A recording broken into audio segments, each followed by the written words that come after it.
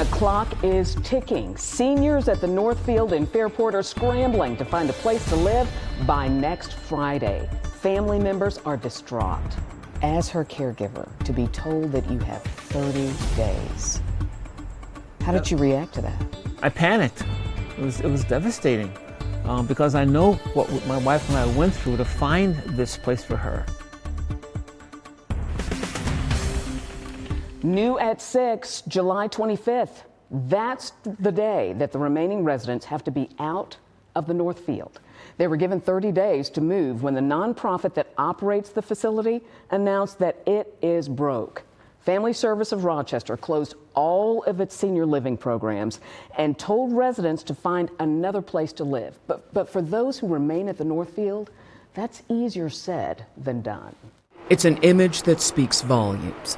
One man who now lives at Northfield sits alone in front of a sign that residents made in their futile protest to stay here among friends who have become like family. It's been a home. It really has been a home. Windsor Wade says his sister has loved her time here at the Northfield. Now he's desperate to find another place for her to live. She's got very limited income. She has Social Security and 2 small pensions. And she is one of these folks who is making too much for Medicaid. Yes. But too little for most private pay places. That's right.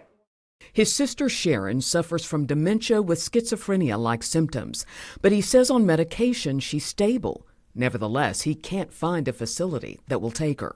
Northfield employees say she's one of about 15 residents who have not yet found a place to live. In a recent meeting with residents, when pressed about what will happen to those who can't find a home by July 25th, Family Service Board President Gene Lowe said the Department of Health had approved an emergency plan that included closing the building and putting people into other housing they haven't picked. It might be shelters. Colleen Dooley was there. Isn't that awful to give you that kind of an option? Shelters? Oh, my God. Colleen hasn't yet found a home. Did DOH really approve putting these seniors in homeless shelters? I emailed the Department of Health and a spokesman answered, Family Services of Rochester must remain open until the last resident is safely discharged, consistent with state regulation, their approved voluntary closure plan, and licensure requirements, ensuring residents have sufficient time and support to make informed decisions. That didn't really answer my question. Does DOH consider placement in a homeless shelter a safe discharge? She responded by emailing the same statement. A disheartening response for these family members.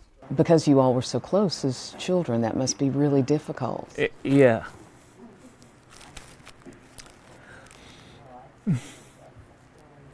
Because she's a really sweet woman. Yeah. And life is not giving her a good deck of cards. But what life has given her is a brother willing to fight for her. I will not allow her to be destitute. Absolutely. Absolutely. It will not happen. Now, I've had a number of questions for the Department of Health about the way these closures have been handled. For example, the department's guidelines mandate that DOH be given 120 days notice of the closure plan. But Family Service gave Northfield residents 30 days, and residents at the Danforth and Hudson Ridge Towers were given 10 days.